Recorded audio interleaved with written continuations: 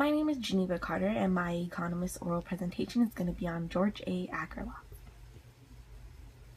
The introduction to my oral presentation is going to begin with his contributions to the field of economics and information. His story really begins with how he, of course, was an economic historian, but he accidentally became a reporter while attending the school Yale, which coincidentally his parents both attended.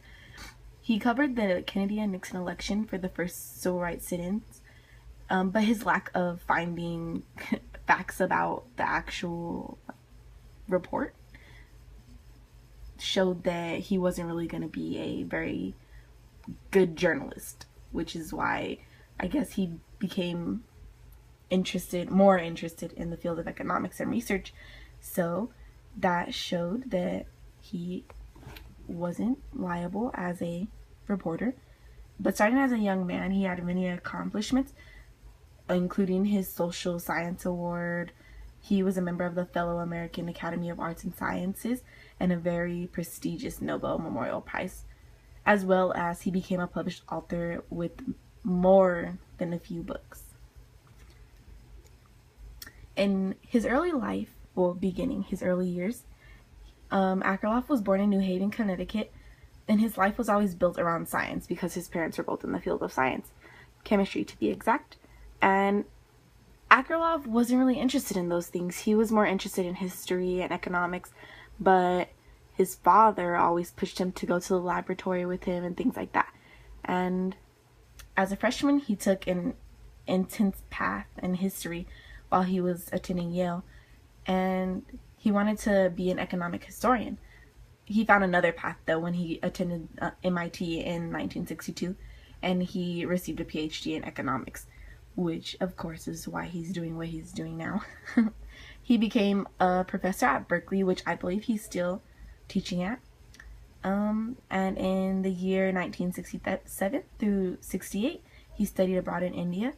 He studied the distribution of water resources and learned research variables, and not standard in economics. He cites this information as important intellectual growth. Nobel media. India is where his adventure in asymmetric information became connected to social justices and impacted policy. His contributions to the economic world started, I believe, with his books, his mini books. His first attempts to be published in academic journals were met with rejections. So I guess he didn't start out as a good author, but in the end his books really came out to be very educational for everyone else. He was trying to use growth theory to explain the microeconomics in the market for lemons, which I explained also in my paper. This is the same paper that he cited and was awarded a Nobel Peace Prize for in 2001. Clearly, in economics, success does not happen overnight. He studied wage efficiency in Kenya. This was used to study wage theories for countries that have not been fully developed, assuming Africa, places like that. In India, he studied supply and demand to create theory for Western countries' unemployment. It is explained that the caste system in India created large market gaps, and after 20 years of study, combining his interest of history and economics, he created the theory using anthropology at Yale. It was a study of involuntary unemployment. It analyzed social customs on people who are without a job, asymmetric information, macroeconomics, and poverty in the United States. He also researched the economic ties to gender, racial discrimination, and educational economics.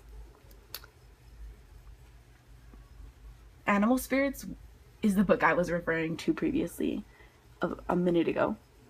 But Animal Spirits just shows the psychology that I guess that the community uses to drive economics, like supply and demand, or when a market is in depression, things like that. But as you see in this little graph, it shows that the economy motives irritational responses. That's the back of the chart, I guess. It goes from responsive to motives and so forth. The relations from Akerlof's studies are in Keynesian economics, Keynesian microeconomics, market failures, which is all the asymmetrical information, and limit laws, which I previously talked about. And my sites, and that's it. Thank you very much.